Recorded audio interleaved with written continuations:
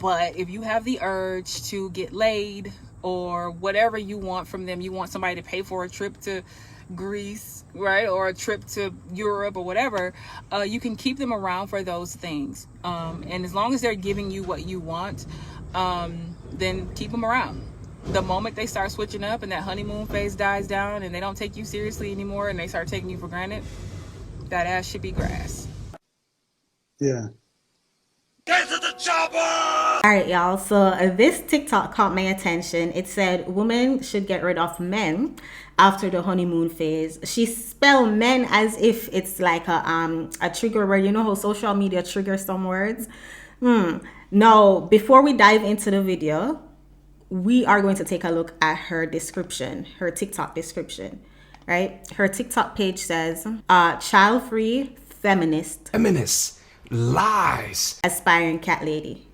So we already know, we can tell what we're going to be dealing with, but we're going to give her the benefit of the doubt and still hear her out, still hear their talking points out. Because remember, we do not attack the person, we attack the talking points. Make sure y'all hit the like button, and if you're rocking with the channel, hit the subscribe button. Let us take a listen to what this feminist has to say. So I am of a firm belief that once a man switches up on you, it's time to switch him out, right? The best you're gonna get from a man in most cases is in the very beginning, before the honeymoon phase wears off. Once the honeymoon phase wears off, the flowers stop and all the romantic gestures slow down or stop and all that stuff. It doesn't usually get any better from there. And I have heard that from married women and divorced women. The most prominent woman that said that, and it stuck in my mind all these years, was Judge Lynn Toller from Divorce Court. She was successfully married until her husband passed away recently, right? Even she said, once the honeymoon phase is over, you're going to spend pretty much the rest of your marriage fighting to get that old thing back, right? Trying to recapture what made y'all fall in love in the first place. Why you going to spend the rest of your marriage fighting to get something that the honeymoon phase, you guys hardly knew each other. In the honeymoon phase, you guys had just met, so you guys are dating and courting, getting to know each other.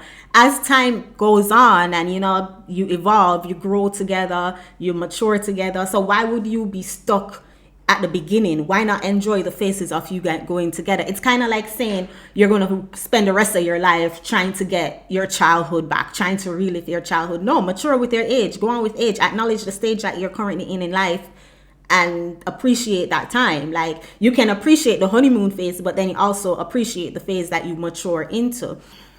I don't.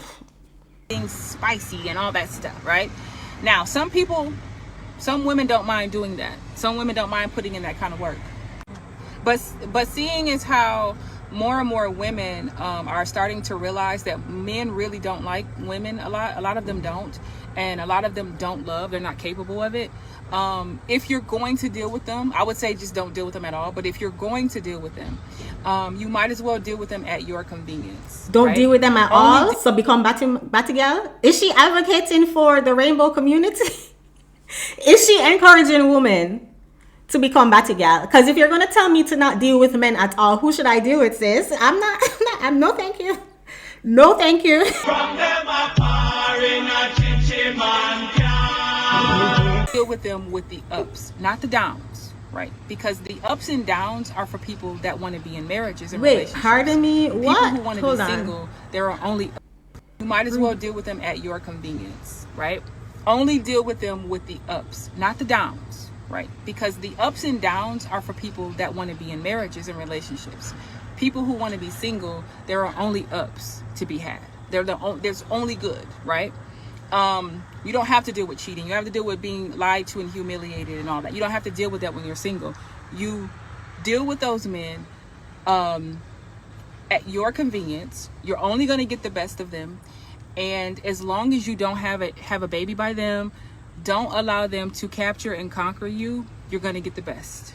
Wait, and but don't you have to deal with men if you want to get married? She said those who want to get married, you deal with the ups and the downs. But if you're single, you deal with the ups only. But if you're not willing to deal with the down in your singlehood, you will never get to the marriage state. So if your desire is to get to marriage, you're going to have to know how to deal with the ups and the downs during your unmarried state.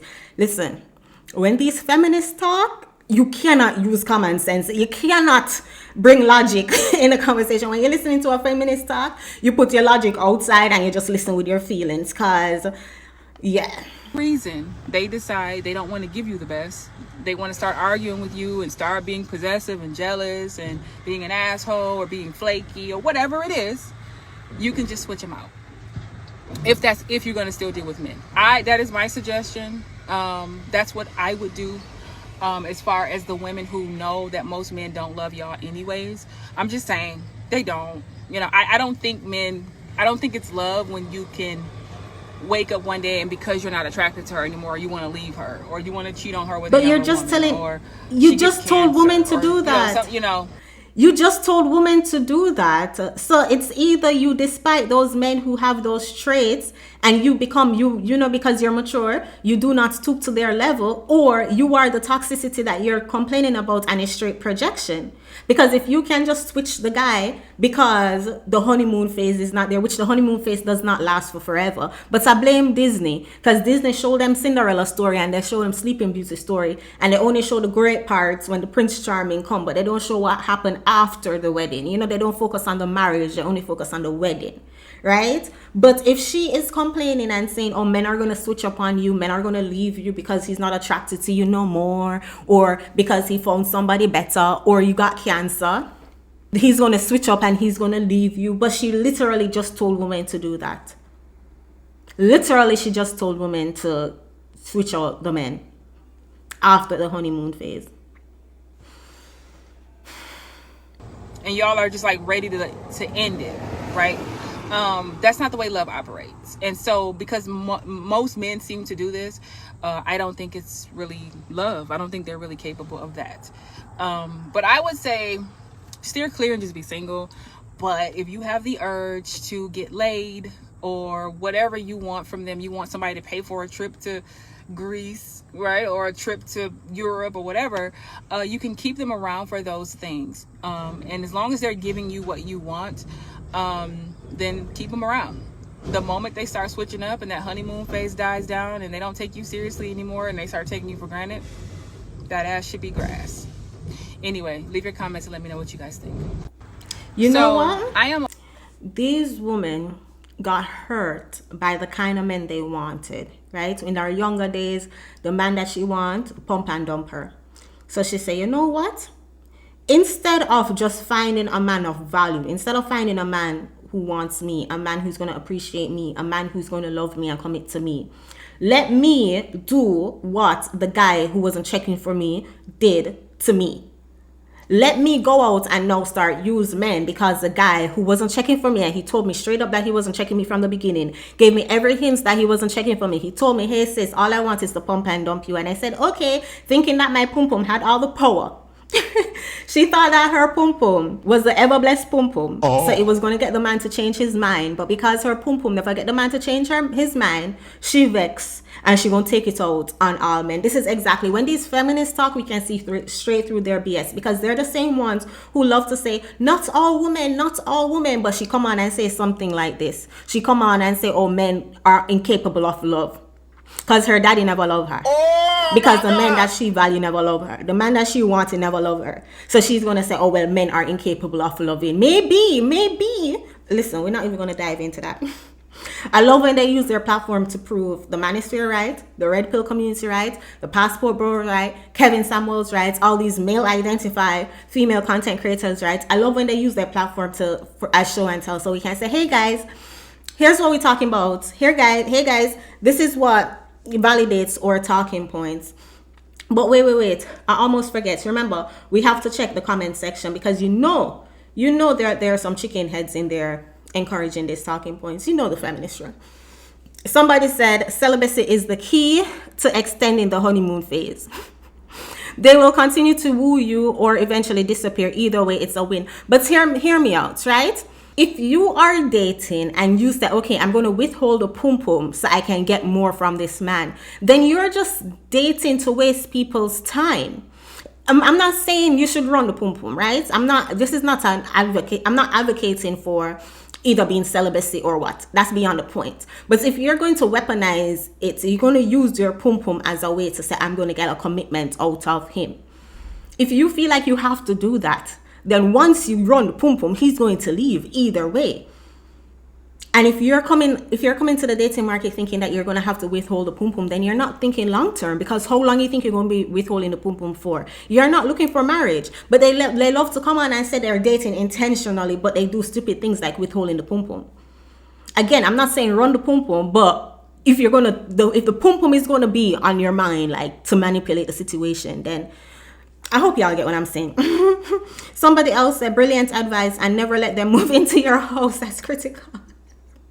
You see, these are the dusters that they're used to. You remember what I said earlier? These women are used to dusters. So when they come and they project and they talk, they tell these stories, their insecurities are showing. It's because the dusters that they're used to. Because why on earth do you have to tell them to not let him move into? Duh, he has his own house. The men of value has his own house. You don't have to tell us to not let him move into our house. Somebody said best advice because he's showing you who he is. Someone else said yes, married for 13 years and agree with this 1,000,000%. I feel so bad for her husband. I've never once thought I wish he could do XYZ again because he never stopped. But here my thing is, right? In the courting stage, in the honeymoon stage, when you're getting to know somebody, you're going to move differently than you're going to move a year in, 2 years in, 5 years in, 10 years in, 13 years in. It's not the same way you're moving at the honeymoon stage. So this is cap right here. Yes, the person is still going to care for you. Yes, the person is still going to show up for you, but he's not going to be doing the exact same thing he was doing the honeymoon stage. I think she mentioned the judge from divorce court. I don't remember her name. I think what she's saying is both persons still show up to the relationship, invested in the relationship, but to be doing exactly what he was doing 13 years ago, common sense alone should tell us that. But you remember when the feminists thought they don't use common sense, they don't use logic. Someone else said, I think the key is always to remain unimpressed, because as soon as you like them back, it changes immediately. Men, listen and let them talk. Because as I said, them talking is exposing why the passport bro movement exists. To remain unimpressed. She's intentionally remaining unimpressed. Okay. Last comment we're going to read says, due to being long distance, never living together, and being non-monogamous, know the word, I've been able to naturally extend the honeymoon period 8 years. Girl, you're delusional as hell. Extend the honeymoon period 8 years. First of all, you long distance with your man for 8 years? That's not your man, sis. He has a whole different family. He has a whole different family, right? He probably in Haiti or Jamaica. But y'all, as I said, I love when they give us an example to our talking points. Because I could come up here and talk and say, men, prioritize your peace, men, get to the chopper, men, do this, do that. And then, they could come and say, well, where's your evidence? Why are you telling men to do that? Or pick me. Why are you telling men to do that? I can pull up this video and say, men, here's why you should get to the chopper. You get what I'm saying? It holds more weight when you have evidence to show why men should save yourselves, black men.